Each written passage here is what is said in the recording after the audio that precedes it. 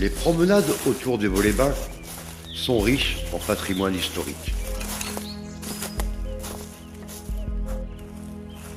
À proximité du confluent du Cher et de la Tarde, les balades en forêt vous transporteront dans un monde passé et mythique.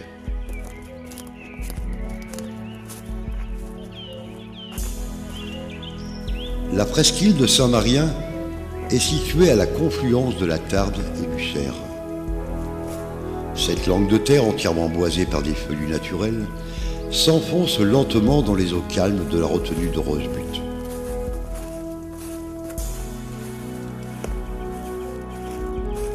Au 5e et 6e siècle, d'immenses forêts recouvraient la Combraille.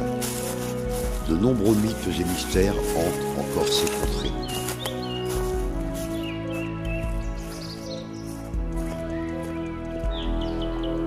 De nombreux ermites s'isolaient dans leur profonde solitude.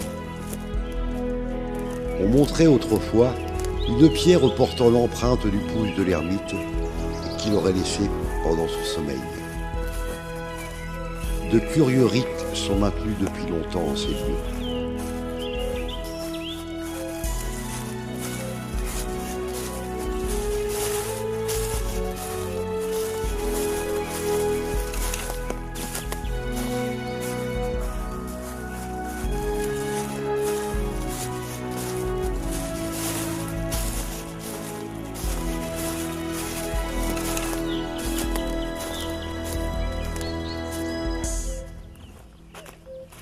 Toutes les années, une marche pèlerinage est consacrée au protecteur des biens et de la terre, Saint-Marien.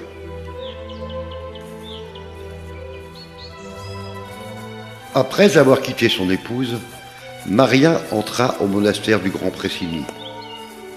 Quelques années plus tard, il se fixa aux limites du Berry, de l'Auvergne et du Limousin, un carrefour d'itinéraire très fréquenté par les voyageurs.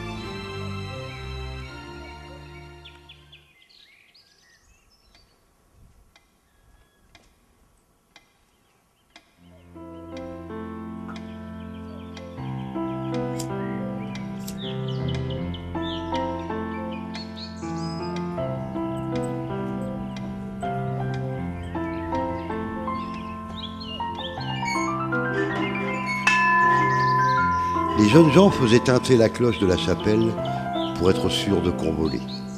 Un dicton assure que pour se marier dans l'année, il faut aller 3 fois à Saint-Marien. On dit aussi qu'il faut tenir un cierge allumé pendant toute la messe.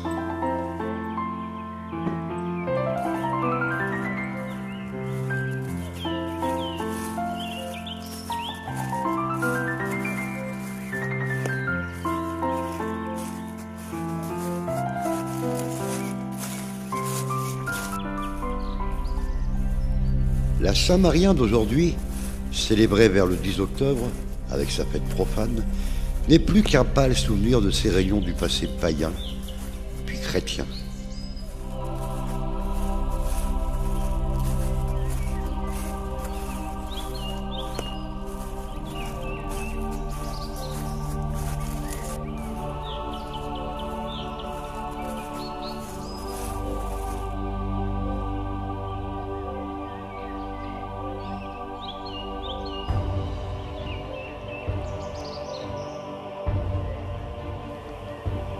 Grégoire de Tours affirme que l'ermite Marien s'était retiré dans un désert. Sans doute ce mot n'a eu-t-il pas son sens actuel, car ce désert paraît avoir été singulièrement occupé par le village qu'il cite d'abord, mais aussi par le grand bâtiment gallo-romain qui paraît avoir été un castrum et qui peut-être était en partie détruit à cette époque. Cette construction semble être en rapport avec le confluent chargé de le surveiller, car on peut penser qu'un trafic s'effectuait par la vallée, notamment celui des amphores, et surtout celui de protégés.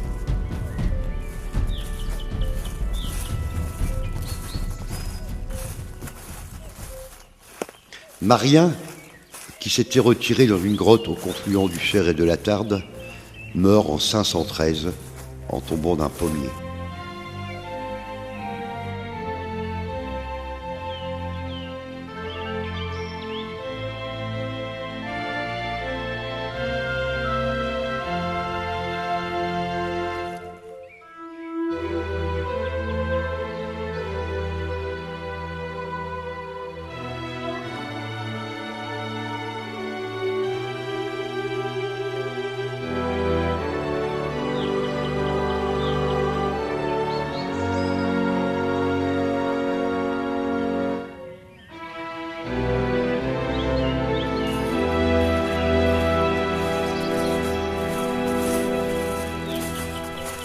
En Combrailles, vécut au 5e siècle, un saint ermite à proximité du confluent du Cher et de la Tarde, Saint Marien.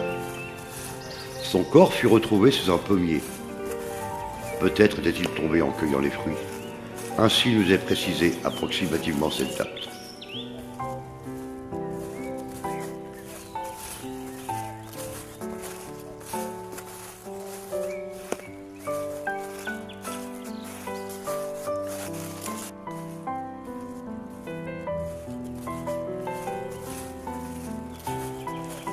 La divinité habituelle de ces lieux était le Mars, ou Mercure des confluents. Il en était alors ainsi de partout.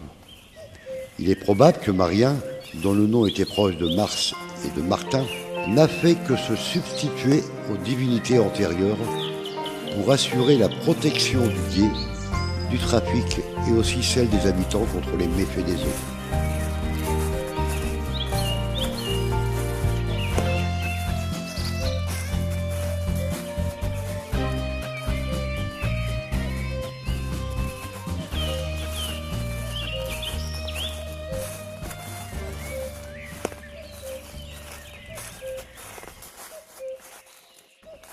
La légende raconte que son corps fut retrouvé au pied d'un pommier.